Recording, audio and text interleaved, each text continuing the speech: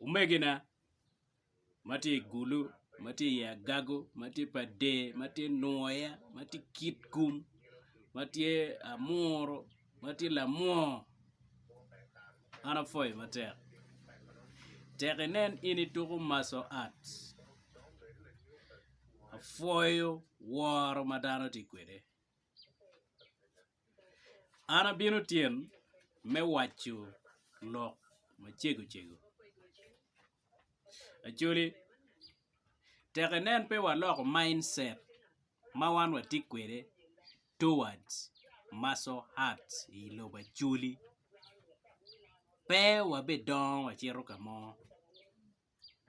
I came out with a mission me achiel tieni tela en chumbi bie obino.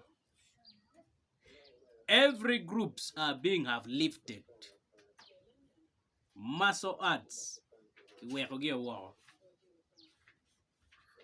abino bini mi nyaye go view abino bini do ka tek total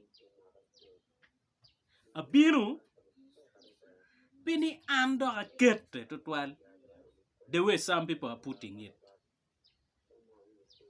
to la boy wit konye peke ka wi betu itoko konye peke. Right now people are earning, people are getting money, groups are getting money. Watimu ngo machalo maso arts mi no chente mi lobbying. Right now no mere in northern Uganda wabetki 1 center ma dit ma ke tuku kwai tuku ni weng in northern Uganda here.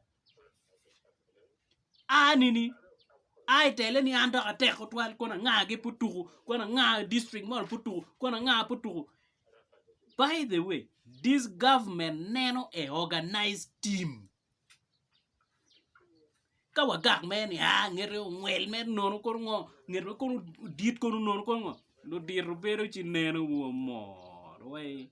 How can we inject money become a very disorganized team like this? Toko enti abeno ni teka wa miru ni lo dironi should open their heart toward maso arts. Me achiel wa kwanyu nyeko kweje kikinwa. Me ario kwanchol chwin maraj me dek kilo wore no ni kwanyo ke ye.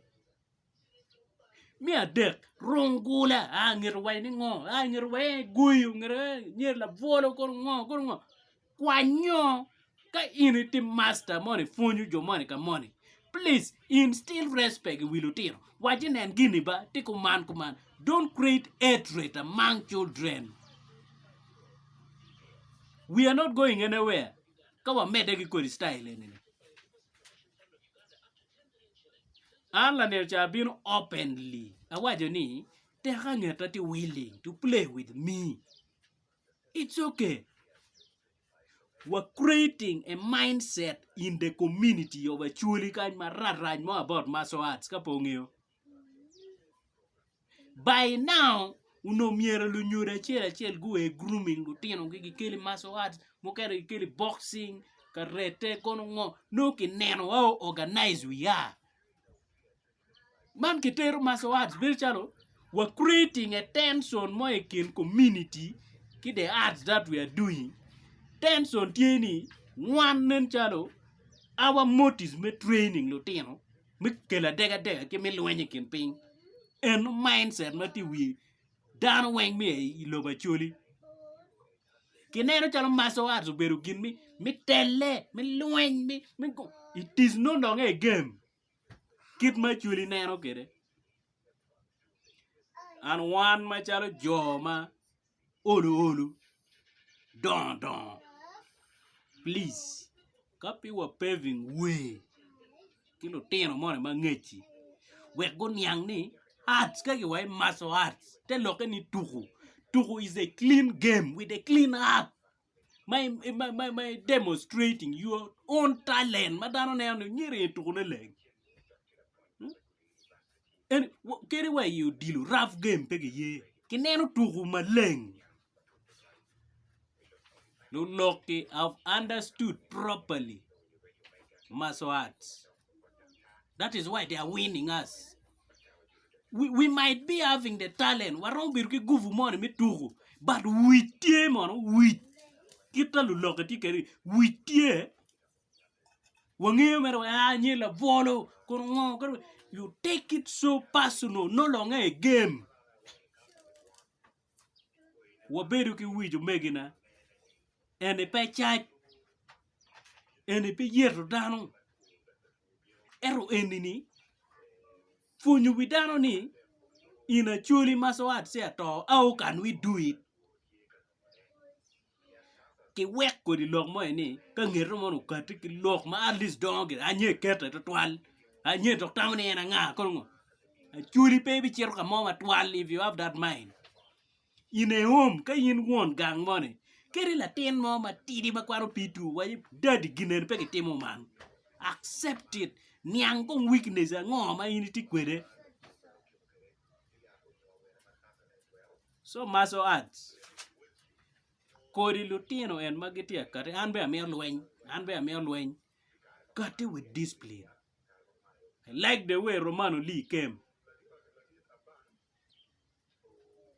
Romano took a lot of discipline. I like this brother of mine because of that thing. But Joman and Magibiru and Magibiru Gituhu Tim Gacheli. Why create violence? A peaceful fight is not violent.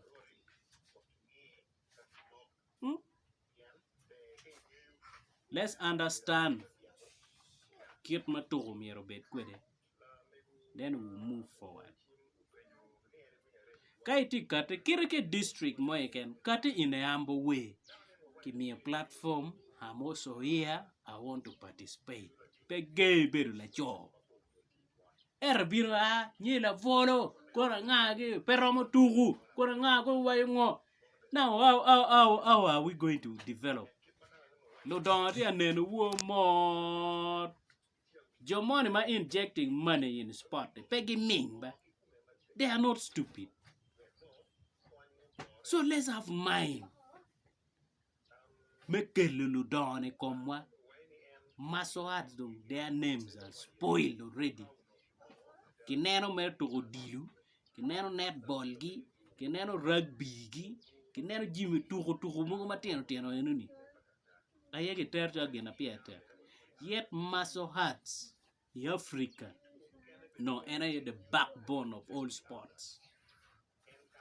So enuloka legana. If you are coming, you want to fight, come in a martial artist na machel ki ngeo gi loka war, na mario ki ngeo gi loka vonne. Nama dek ki ngeo gi loka konyu community. That is how we are. And we are not supposed to create hatred, violence, ka we can ping. Not like that.